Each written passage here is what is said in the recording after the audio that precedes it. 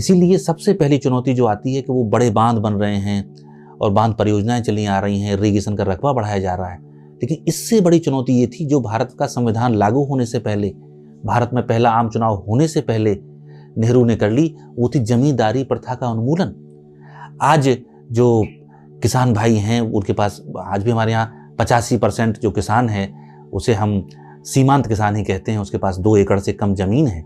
निश्चित तौर पर उसकी हालत बहुत कमजोर है, लेकिन उस जमाने में तो वो किसी जमींदार का हलवाहा होता था, उसका मजदूर होता था, उसका एक तरह से कहें तो गुलाम होता था।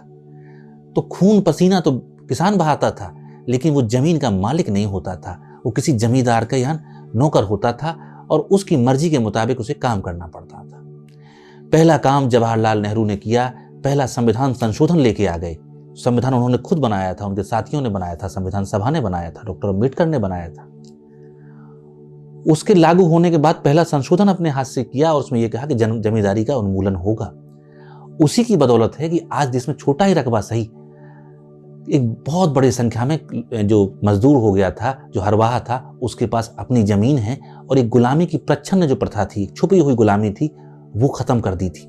तो किसानों को उनका हक देना, बच्चों को पढ़ाई देना, भूखे को रोटी देना, खेत को पानी देना और उच्च शिक्षा देना, ये सब चीजों को जब आप देखेंगे तो आप पाएंगे कि नेहरू शून्य से शुरू नहीं कर रहे थे, वो पाताल लोक से धरती पे ला रहे थे, फिर धरती से हमें और उत्थान करना है। तो बहुत कांटों का ताज था जो जवाहरलाल नेहरू ने धारण किया था और अगले 16 साल तक वो लगातार अपने काम में रात दिन जुटे रहे।